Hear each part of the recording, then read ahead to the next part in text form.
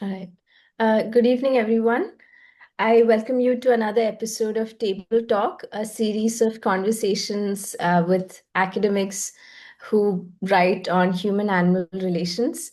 We're the Indian Animal Studies Collective. I'm Susan. My co-host Anu is also here. We meet periodically to discuss work on multi-species relations, and we try to bring together academics who are working on these issues in India. Today we have with us Stef Craps, and we're going to discuss his essay on ecological apologies. And I thought, Steph, that we could begin, but before we begin the conversation, I just want to say that the talk is going to be recorded, but it's just for 60 minutes. So at any point, feel free to raise your hand or just intervene because it's supposed to be a free-flowing conversation, but sometimes people wait till the end to ask questions, but do interrupt and intervene. I thought, Steph, that we could start the conversation, to discuss the essay by talking about you discussed the apologies and why they're so in right now.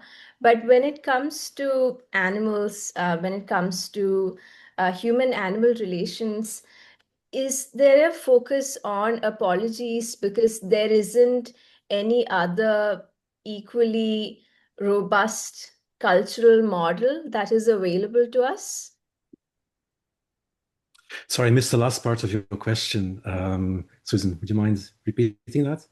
I've just been thinking if there is a focus on apologies when it comes to animals, because Mhm. there isn't any other similar model that is culturally available to us that lends itself to art, to literature, and for people to intervene, for societies to take it up and so on. Mhm. Mhm. Yeah. No, I think, this concept of ecological apologies, I think it's something I came up with myself. It's not all that prevalent as far as I can tell. I think it's a term that I coined to designate this phenomenon of public apologies for environmental harm. And, like any um, public apology, ecological apologies involve an acknowledgement of wrongdoing, an admission of responsibility, an expression of remorse, a pledge of non-repetition, a commitment to change. And over the last few decades, there has been a veritable boom in official apologies. According to some commentators, this is actually the age of apology. There's a kind of apology mania that is sweeping through public life. Um, According to one estimate, which I think I quote in the article, um, there have been more than 300 political apologies by governments, by political leaders since the 1970s or 80s, and particularly since the 1990s, a sort of steep upward trend. And so you might think of some famous examples would include the Australian government's apology to the Indigenous stolen generations, or the Canadian government's apology for the abuse of Indigenous children in residential schools.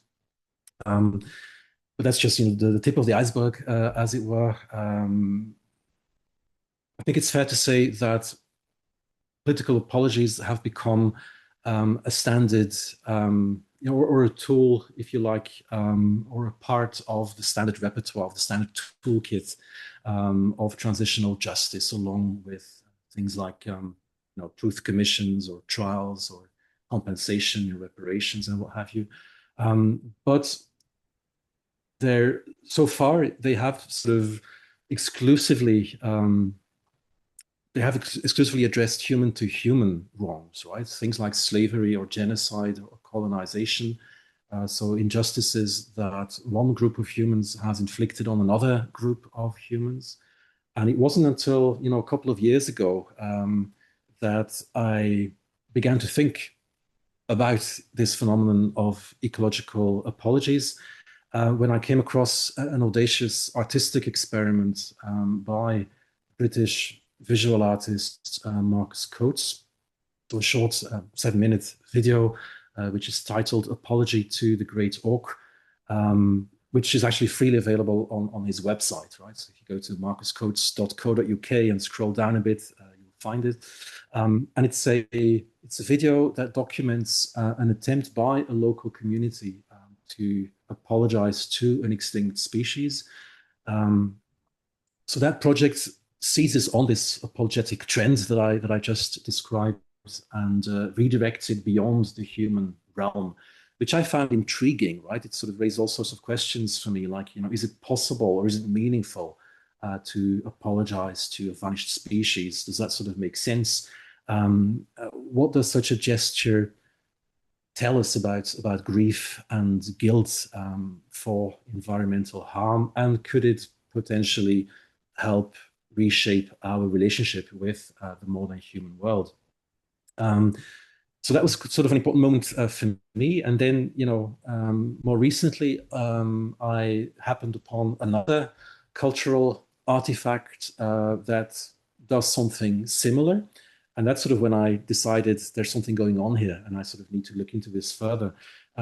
So I'm talking about a short story, sort of a very lurid short story, the title story of You Are My Sunshine and Other Stories by the New Zealand writer Octavia Cade, writer of speculative fiction. In that story, the protagonist is a marine biologist who wrestles with grief and guilt for the near extinction of the sea star population with which he works. And he starts receiving severed human arms in the mail, and they're accompanied by apologetic messages. Sorry, simple one-word message. And these, these severed human arms that he receives in the mail, they turn out to be voluntary sacrifices made by, people who are very distressed about environmental devastation, and they're sort of sacrifices made in atonement for human beings' devastation of the natural world. And what these two recent artistic, cultural works suggested to me is that this concept of an ecological apology is actually emerging into our cultural consciousness, even though, I would say it's still fairly marginal, I suppose, right? But anyway, that's how I sort of ended up writing an article about it, which uses the Coates video as its sole case study. I didn't actually, have space to also discuss the Cade story. And I'm very glad that, it got published in Environmental Politics in a special issue, actually, on eco-emotions. I think it's called Eco-Emotions, Theory, Politics, Testimony. It was guest edited by Danielle Sellermeyer and Mihaela Mihai, who are two political theorists who, as it turns out, have actually done a fair amount of work on these political apologies themselves, which I didn't know when I sort of came up with this idea and suggested it to them. But there was sort of an element of serendipity involved because their work really helped me think through this concept. That's really interesting, and the story sounds great. And when I was reading your essay, I also wanted to know a bit more about how you would define an ecological apology. Is it in the context of environmental harm, or is it in the context of extinction, which is what you focus on, because that's what the short film focuses on? Would an ecological apology work for any kind of environmental harm that's been done to a particular species? Perhaps to even a particular individual from a species. Hmm. Yeah, I think it might indeed. The two examples that I mentioned that I'm aware of, there might be others out there, but they do focus on extinction specifically, right? The extinction of a species. But I think in principle, it might be possible for an ecological apology to address other forms of environmental harm. Though, as I think I pointed out in the article, it's already, according to, some definitions at least of what a political apology is, can, or should be. The type of ecological apology that I'm talking about, which addresses extinction and is sort of addressed to, in the case of Apology to the Great Auk, actually addressed to this vanished species, that's already kind of pushing the boundaries, right? Because there is this sense that there's sort of an interpersonal dimension here, which is kind of crucial. Of course, if you were to go beyond the extinction of species, animal species in particular, that becomes, you're pushing the boundaries even further, I guess. So it might be even harder to sort of picture what that would look like, how credible, how valid, how legitimate that kind of apology might be, right? But I think I wouldn't rule it out. I guess is what I would say. I was thinking about it because, at least in the essay, uh, the apology is significant because it allows us to deal with shame that we may have, the guilt that we might have. But if it is not extinction, or if it is not something like death, would there be enough shame or guilt that somebody might want to manage through an apology? Uh, so then, should the environmental harm be so severe as to elicit an apology, or could it appear in other contexts as well? That's what I was thinking.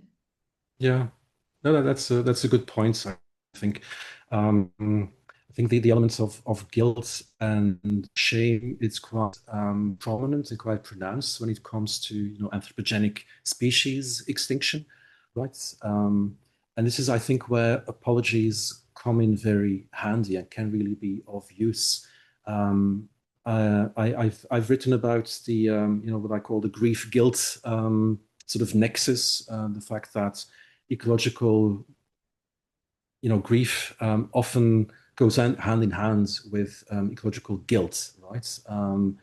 Um, so ecological loss typically involves human complicity, right? So ecological grief is almost inevitably entangled with guilt. Um, and that entanglement complicates the grieving process, right? I mean, it's hard enough to grieve for a loss, but if you're actually responsible or co-responsible or complicit in the loss that you're grieving, that makes it so much harder to mourn that loss, right? So the entanglement of grief and guilt is a complicating factor for ecological mourning.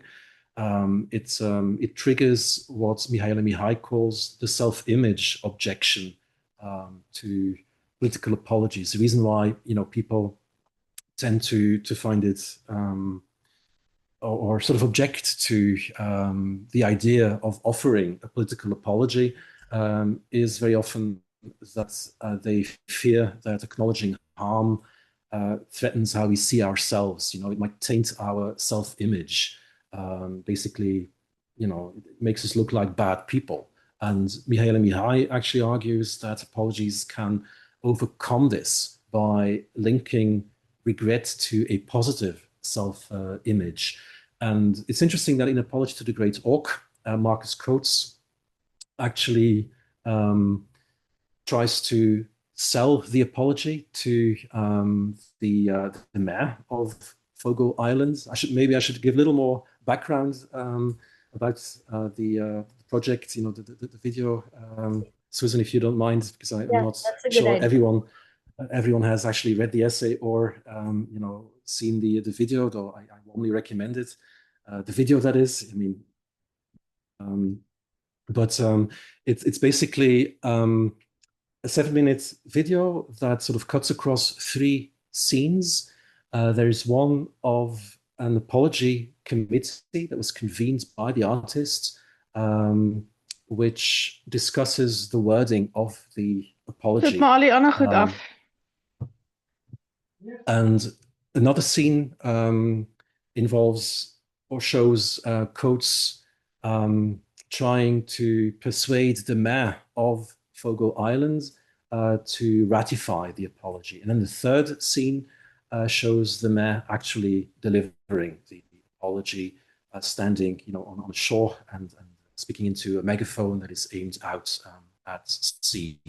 So it's set in Fogo Island, Newfoundland, Canada, where the great auk, so a flightless bird that sort of looked a bit like a small penguin. It's often mistaken for a penguin.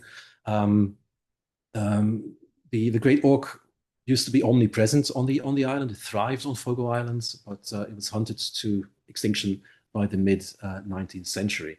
And Marcus Coates, who's a British artist, created this project during a residency on Fogo Island in the summer of 2017, right?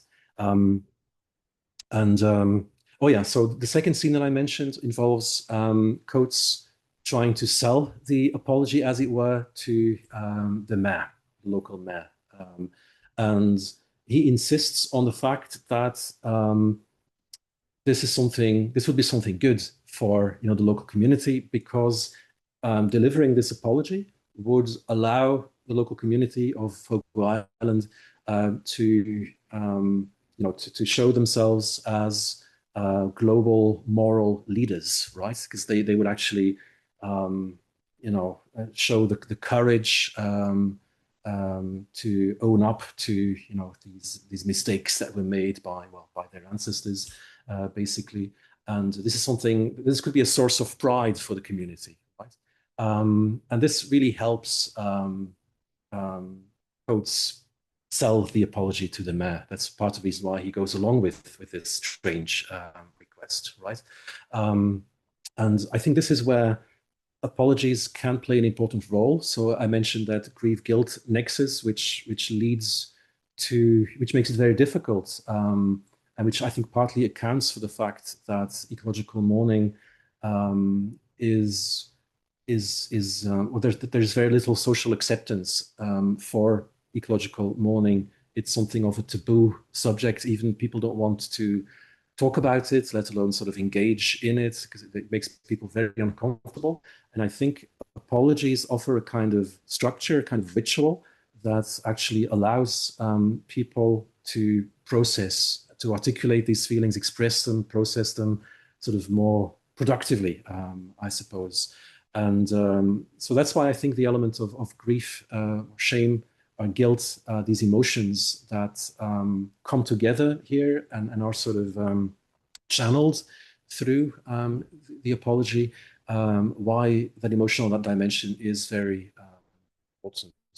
So that's where I see apologies as being particularly helpful, if you like. And I wonder, so it's quite obvious in the case of species extinction. I wonder if, other types of environmental harm would lend themselves as readily, I suppose, to being addressed through these sorts of apologies, or at least whether they would sort of have the same kind of effect potentially on. But again, this is sort of a hypothetical question, as I'm not actually aware of any such practices existing in reality, right? Other than these two artistic examples which focus on species extinction specifically. Right. Anu, do you want to jump in?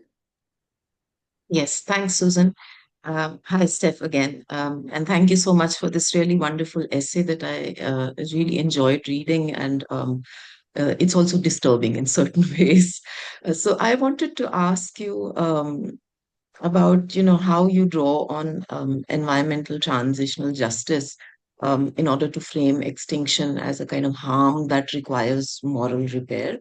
And I was wondering, how would your argument, fit in or sit alongside Sailor Meyer's work on justice with rather than for the more than human, or Ursula Heiser's critiques of narratives of extinction? Um, and connected to that, then, do ecological apologies in that sense risk stabilizing extinction as a harm that is kind of completed and done with, rather than keeping its, the ongoing nature of its violence visible politically as well. Mhm. Okay, thank you, Anna, for that great question and for having me as well. And I'm glad that you got something out of the essay. Yeah, I mean, as I mentioned, Danielle Sellermeyer and Mihaela Mihai were actually the guest editors of the special journal issue in which the article appears, and I found their work very generative, and it really allowed me to sort of think through this phenomenon that I sort of had happened upon, had stumbled upon, but did not really know what to make of, right? But I thought Danielle's work. So as I mentioned, she actually sort of wrote the book on political apologies. There's a book, I think it's called "The Sins of the Nation and the Ritual of Apologies." That was published, I think, in 2008 or so, and she introduces the concept of normative reconstitution, which I found very helpful and very, very inspiring. So I was talking earlier about how ecological apologies do not necessarily meet the classical criteria of a valid apology. One of those criteria is actually that the recipient has to be present. Otherwise, if the recipient is not there, if there's no physical encounter with the recipient of the apology and they cannot sort of accept the apology, potentially, maybe even offer forgiveness, then according to some theorists, the apology, is sort of empty, is sort of inauthentic, is invalid. And of course, if that were indeed the case, right?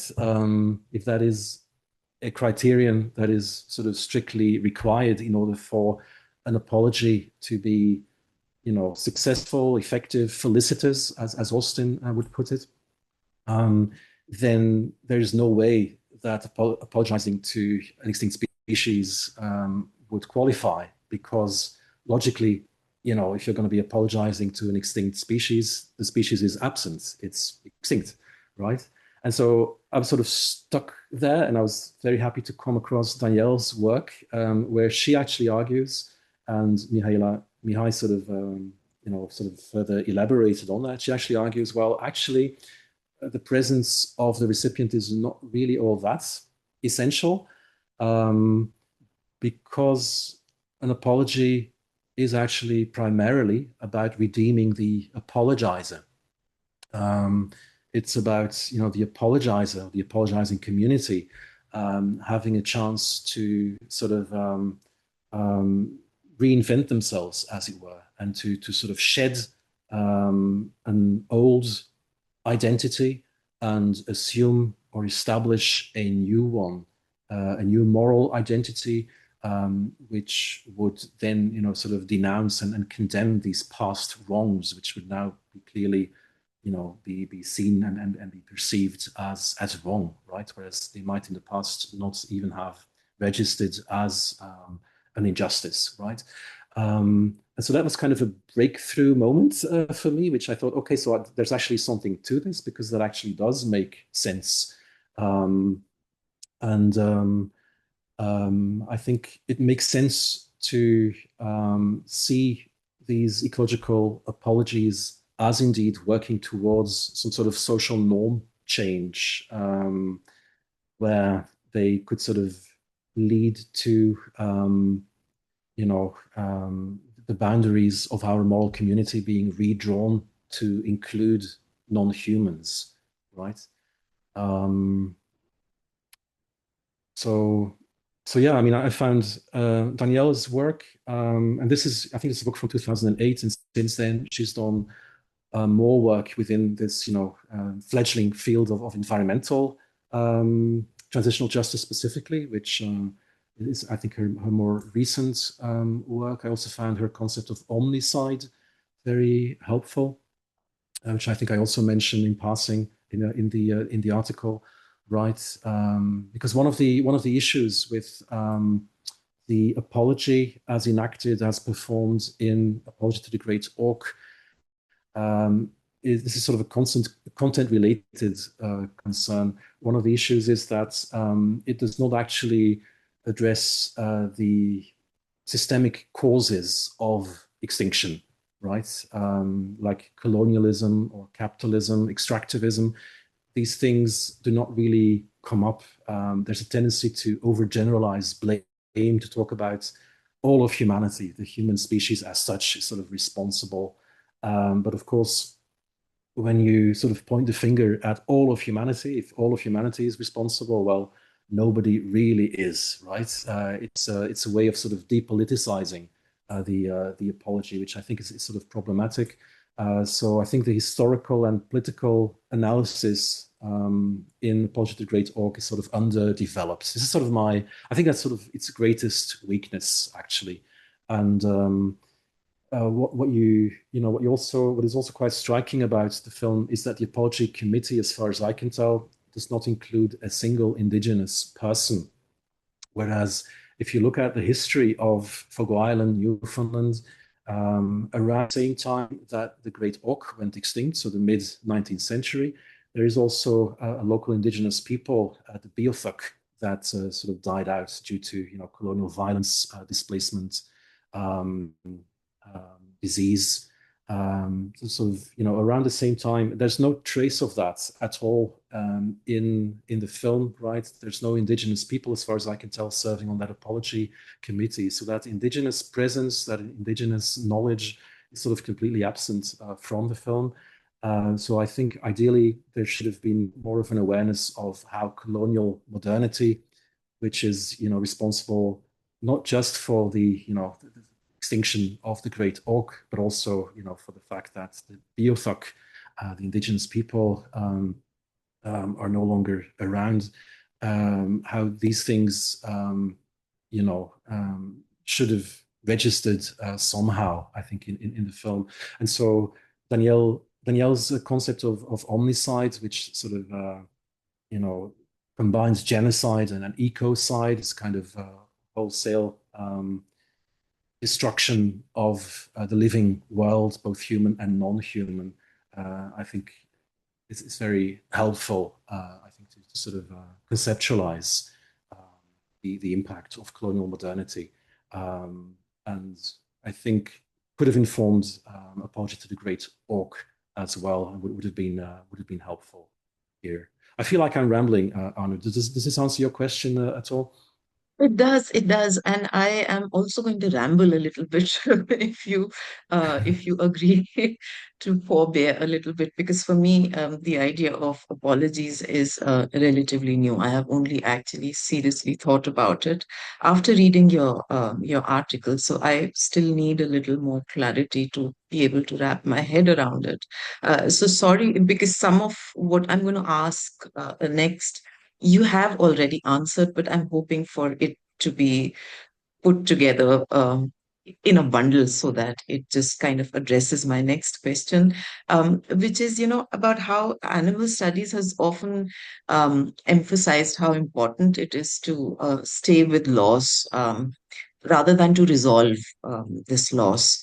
So, how do ecological apologies, as you conceptualize them, as you write about them, hold open uh, grief and responsibility without offering a kind of early or even premature closure or a sense of emotional absolution? I mean, how can somebody coming from an animal studies perspective um, understand, ecological apologies? It seems to sort of, there seems to be a bit of a tension there to me. Yeah, thank you. And thanks for reminding me. That was indeed also part of your question earlier, right? And I sort of skipped that part. No, I think that's really, really important. So isn't there a risk, if I may sort of paraphrase the question, isn't there a risk that apologies might create this sense of closure, right? As if, the loss has now been overcome, as it were, and we can all sort of move on with our lives and forget about the environmental harm because it's now been properly dealt with. Yeah, I can totally see that. I think that there is a general risk involved. I mean, again, I'm not saying apologies are sort of a panacea, right? They are a tool in the toolkit, and they can be used, can be abused for various reasons. They can be empty, hollow, merely performative, merely symbolic practices that don't really lead anywhere. That could actually, be used to let people off the hook or let systems off the hook, as it were. I'm totally aware of those risks, but I do like to look for and try to salvage or recover a potential that also exists, and which I think a project like Apology to the Great Oak allows us to glimpse. So I don't think it has to be that way, right? I think it is also possible for this to be a step sort of in the right direction. I'm actually inspired by this concept of vigilant mourning. I'm not sure if you've come across that. It's a concept coined by Joshua Trey Barnett, who is the author of a book which is called Mourning in the Anthropocene, which I find very inspiring. I don't think he actually mentions this particular concept in that book, but in an earlier essay, I think it has the concept in its title. And it's a kind of critique of the familiar Freudian model of mourning.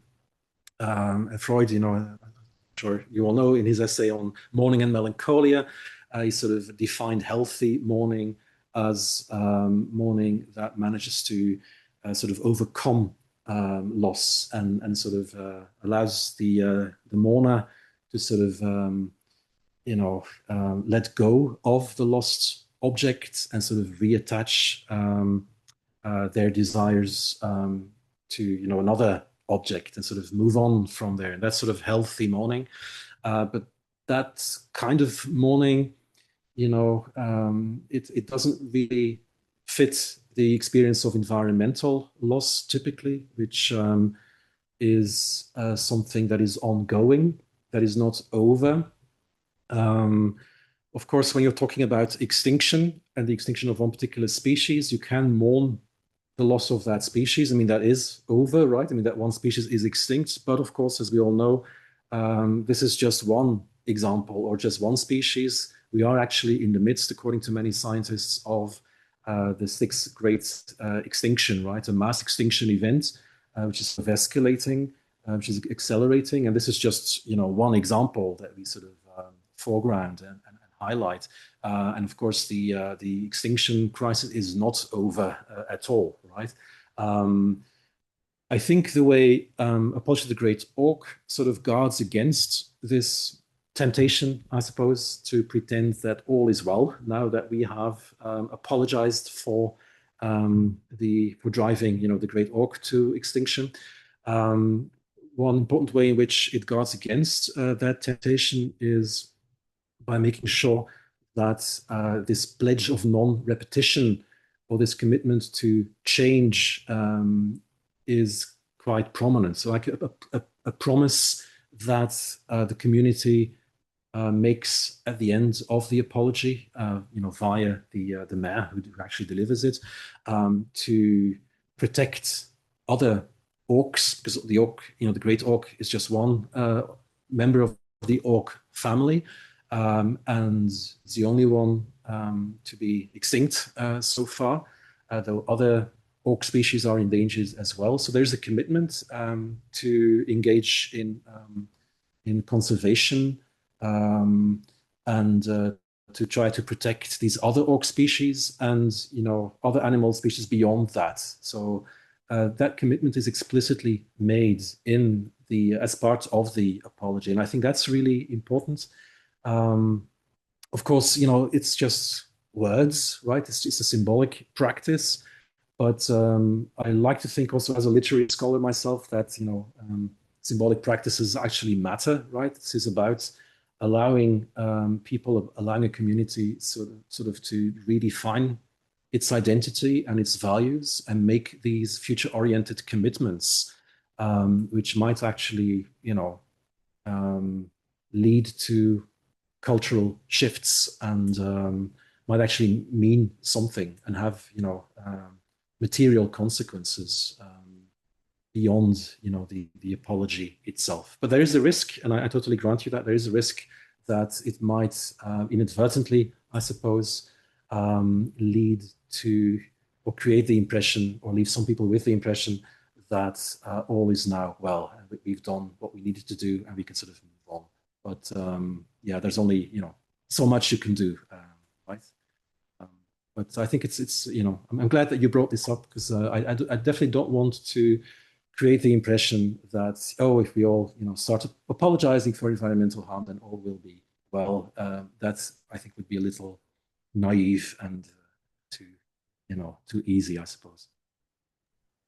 Thank you. That was helpful. Yeah, I think the emphasis on normative reconstitution, I think that's really important and real. I also was thinking about this, in some ways, the apology in the film is supposed to, or we're talking about it like how if it were practiced, or if people were to do it, it could actually mean something. It would be important for transitional justice. So then we're talking about how real apologies in real life could be important. Uh, and so I was thinking about whether what we have today can only, or whether what we have now are in the form of apologies available in, let's say, art or literature, because perhaps in real life, the way the form is maybe different. I was thinking about animal activists, let's say, who sometimes use these words to talk about something and about how we should be ashamed, let's say, or maybe the focus is then on feeling shame or how we are actually guilty. And then conservationists who talk about a similar affect, but not in the terms of the apology. So then I wanted to know what you think about this. Is it something, is the apology going to be available as something real in art, in artistic practice, and or could it possibly emerge in real world as well? Yeah, I like to think that it could, right? I actually interpret Apology to the Great Orc through the lens of prefigurative politics in the essay. So towards the end of the essay, I think.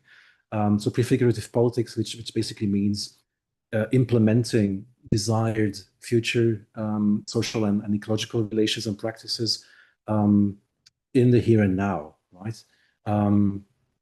So it's a kind of it's like acting as if a more just multi-species world were already possible, right? And so I see Apology to the Great Orc as a prefigurative and an exploratory performance that anticipates a more just multi-species future, kind of prefigurative experiment, if you like, that enacts today what might one day indeed become a more routine moral practice. So it's sort of using present practices to rehearse future moral relations. And I think this might be a way of effecting norm change, right? So the apology, in a way, modeling a world where extinction demands public reckoning, a kind of hoped for future where, governments and communities might indeed, issue apologies and reparations for environmental harm, where they might hold official days of remembrance for lost species, where they might sort of build monuments and indeed, include non-humans in an expanded circle of justice. I mean, it might sound a bit outlandish at the moment, but I think this is what we have art and literature for, basically. And things that seem outlandish and sort of preposterous even now have a tendency to to become more normalized and to sort of to be more broadly adopted. So I don't know. We might at one point look back on these works that I mentioned and see them as sort of precursors and pioneering works that do things that we, or our future selves or our descendants have come to find, maybe normal. Whereas we here in the present look at this and think, oh, this is strange. Isn't this a bit odd and makes me uncomfortable? Is this serious? Is this a joke or something? But I think there is potential here again, right? Which I try to sort of seize upon. And I think there is a way in which these works gesture towards a more just multi-species future and sort of allow us to catch a glimpse of what that might look like.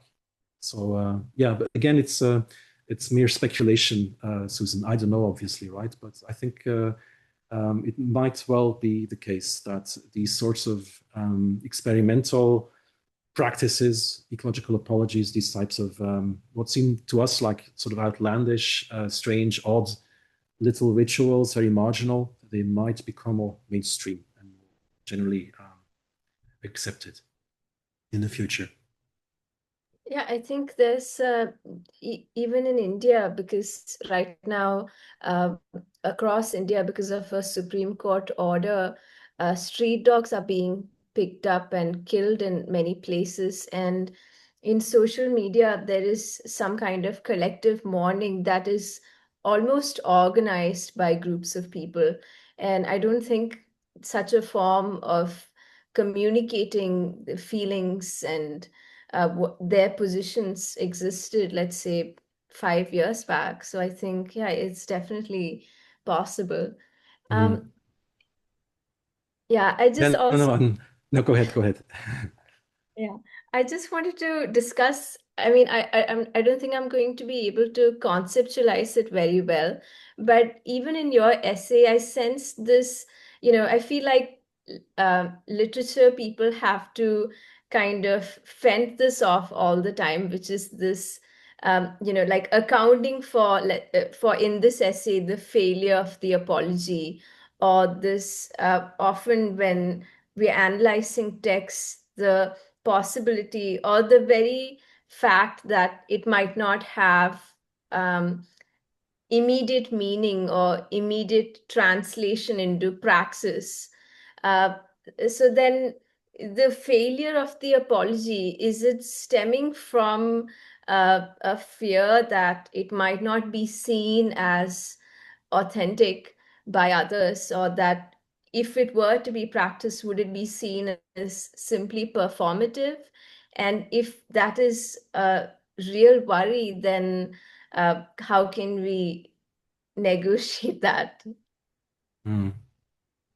Thank you. Yeah, I'm not sure. So I do think it's important to take the objection seriously, right? And give some serious thought to that question of whether the apology is a failure, right? And I've also mentioned a couple of arguments that people use, a couple of classical criteria, which the apology would seem not to meet. Again, I think it often depends on your perspective. It depends on where you're coming from, right? I could maybe mention a couple of other criteria, right? Like the apologizer's authority. So the apologizer should have standing to represent the group that is responsible for the wrong that has been perpetrated. And there's a problem here in that as a small town mayor, Andrew Scheer does not have a mandate to apologize on behalf of the entire human species. So I can totally see that. I think that's a fair objection. But again, it's not insurmountable, right? I mean, he could have made more modest claims. He could have toned down the rhetoric a little. He could have made less grandiose claims and not have pretended to speak about all of humanity necessarily. He could have sort of, been a little more specific and have apologized on behalf of the Fogo Island community, maybe their ancestors as well, and that would have dealt with that critique, right? That would have addressed that critique quite adequately, I think. Or you could also think of it another way. we could have asked, or Coates could have asked the UN Secretary General to deliver the apology on behalf of all of humanity. Somebody who would obviously have had more legitimacy, more authority, I guess, as kind of a spokesperson for all of humanity. So I don't think that is a critique. I mean, I think we have to take it seriously. There's something to it, but it's something that can be addressed, right? It doesn't delegitimate the whole project per se, right? I've already mentioned the problem at the receiving end with the recipient being absent. Of course, it's not just that; it's not just absence, but it's also a non-human recipient that does not, understand human language, right? So there is the issue of anthropocentrism that comes into it as well. Is this a way of basically sort of reinforcing human exceptionalism rather than undermining it, because we are, addressing animals, non-human animals, and pretending that they're sort of listening as if they could sort of understand human language. Maybe this is a way of treating animals as vehicles for offloading human guilt, right? They just sort of they reduce to instruments that sort of allow us humans to clear our conscience, right? I mean, that is sort of a critique that has been leveled at this project. Again, I don't think it necessarily has to be that way. I think the apology can also be seen to be undermining human exceptionalism. If you actually look at the text of the apology or the discussions among the members of the apology committee, what you find is that they do genuinely engage with ecological grief and guilt. I think the apology text has a line in it saying something like, we deeply mourn the loss of your species. So it's sort of made explicit. Also, in the video, you hear a member of the apology committee talking about how you have to be emotional about this, how there is a hole and it's awful. You need to talk about this and so on. So they do bring up these things. They seriously engage with them. It's not like, they use the apology to dispel all of these painful feelings and try to, clear their conscience. And I've already, mentioned the idea that the presence of the recipient is really not all that important anyway at the end of the day. Its apologies are mostly or primarily about the perpetrator or the apologizing community and how they can sort of, they're sort of, exercises in moral growth, I guess, for the apologizing community. So that's another criterion, another objection, another critique that has been leveled, which I think it is possible to address satisfactorily, and it doesn't doom the whole project necessarily. So I'm not convinced. We haven't talked about humor yet. That's sort of the tonal issue. That's also another objection that can be raised. You don't quite know whether this project is wholly serious or whether it's a joke. And that's also what makes it really intriguing. I found personally when I first saw it, I didn't really know what to make of it, right? But some people would argue that the understated humor and the understated sort of absurdity of the whole undertaking sort of undermine the seriousness of this apology, and that Coates is effectively trivializing the tragedy that he's addressing here through the use of humor, right? So that's an objection that can be raised. Again, it depends on your perspective here, because it's also possible to interpret the use of humor and irreverence and absurdity in a different way. You can see this work as exemplifying what Nicole Seymour has called bad environmentalism.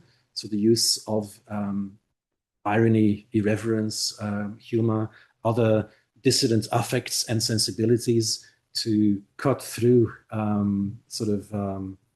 the numbing effect of mainstream environmental discourse, which many people find off-putting. which is not really necessarily very effective anymore, right? So think of doom and gloom, didacticism, or what Lawrence Buell has called save the world moral earnestness. I mean, that kind of environmental messaging, is not always very effective. People are sort of put off by it.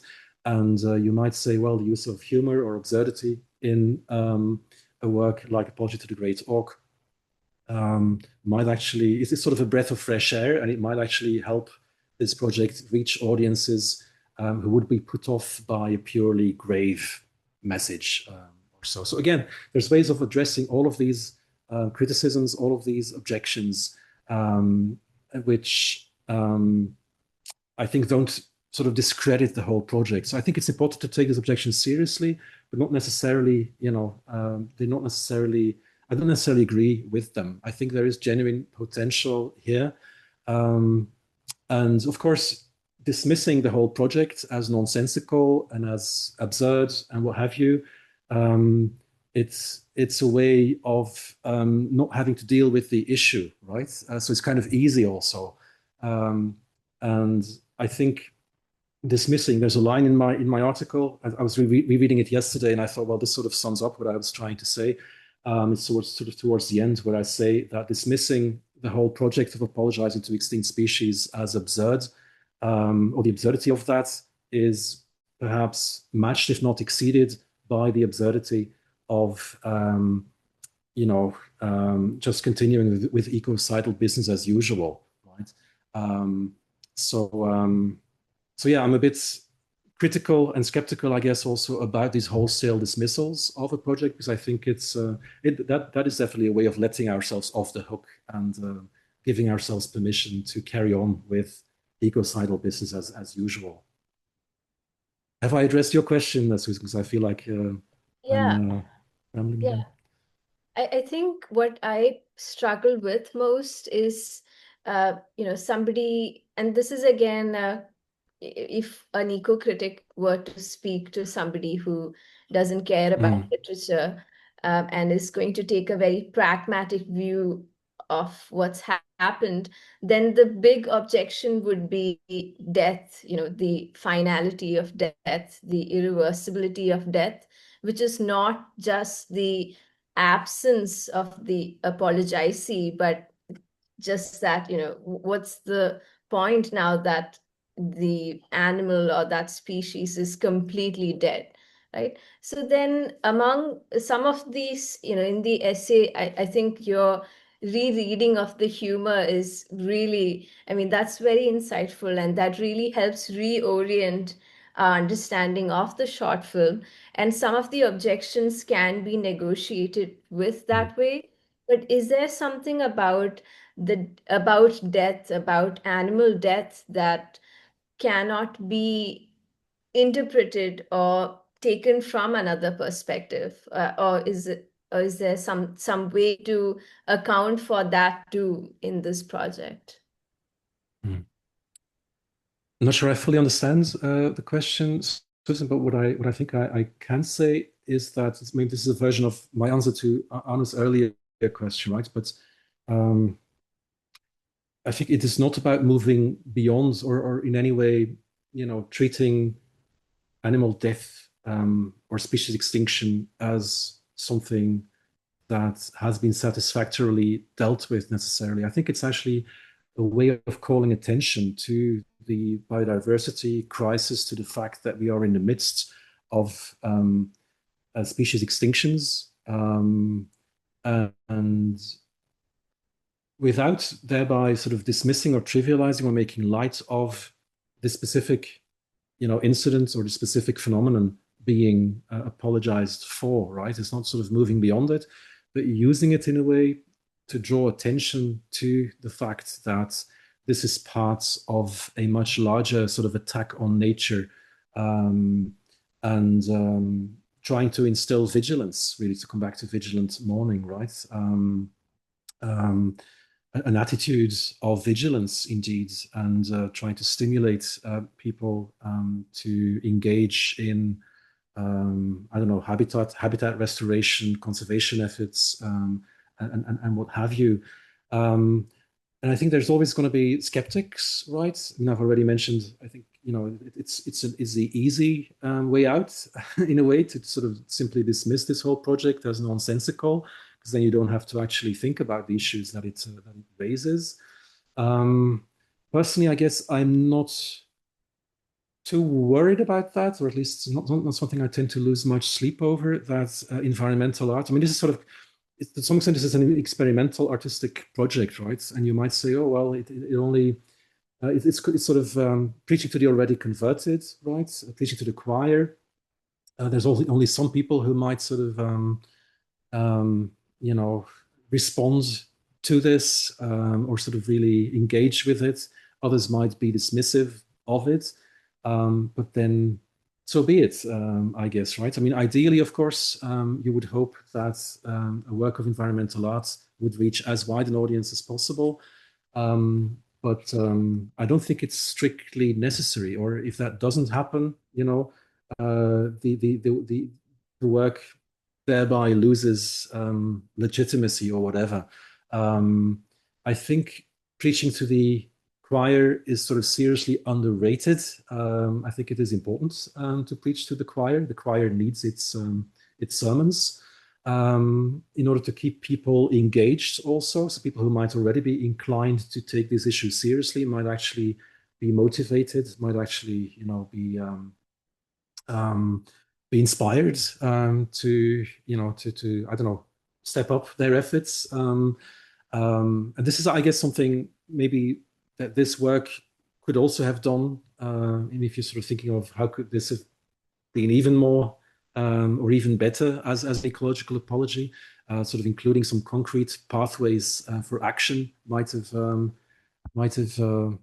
been something worthwhile, worth considering in any case, like some concrete suggestions for actions that people could take. I mean, there's some talk towards the end of the apology about, trying to prevent the extinction of other orcs or other species. But then, of course, as a viewer, you find yourself thinking, okay, but what do I do now, right? This also reminds me of Matthew Schneider-Meyerson's work on empirical eco-criticism. I don't know if you've come across that, but he's published a series of articles on the influence of climate fiction specifically.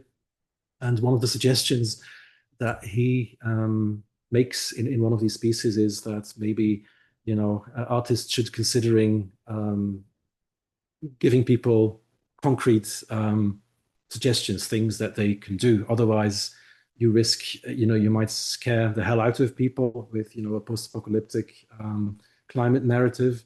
But then they might not know what to do, and they might actually end up doing things which are completely counterproductive or which have zero impact or so. Again, I don't know. It's just something that occurred to me, like as a viewer watching this video, either online or in the context of an art space of some sort, of an exhibition. What do you do with it, right? Having watched it 7 minutes and then you sort of move on. Is there a way of, stimulating people or giving them some things they can actually take away and so some concrete action that people can take? Just a thought. Yeah, that's really helpful. What was the name of the book that you mentioned on eco-criticism? Okay, it's there's actually a book as well. It's a sort of a subfield, I guess, of eco-criticism, which is known as empirical eco-criticism. And Matthew Schneider-Meyerson is one of sort of the key figures in that subfield. So he's published a series of articles about this. There's indeed also a book which is actually called Empirical Eco-Criticism. He's one of the co-editors, and I highly recommend his work. And the point of departure for that whole subfield is the observation that a lot of eco-critics like to talk about the impact and the effect that particular works of literature have on people, right? But there's a lot of speculation involved there, which is untested. A lot of claims that people just put out there, but they're just sort of articles of faith rather than actually empirically tested hypotheses. And Schneider-Meyerson and his colleagues have sort of taken it upon themselves to actually set up some experiments and do some surveys ask actual readers or actual, viewers what a particular work of environmental art did to them, how it sort of affected them. So this is really interesting to read some of their findings. It's funny. I heard it as miracle eco-criticism. Oh, okay, yeah, I wouldn't go that far, but it's an interesting development in any case. Thank you, Steph, for spending this 1 hour with us. It's been great to talk about the essay. I think it's really great to discuss what it actually means, and some of your responses have been so helpful to kind of have faith in the project. So thanks again for joining us today, and thanks everyone. Thank you so much for having me. It's been a total pleasure. Bye, everyone.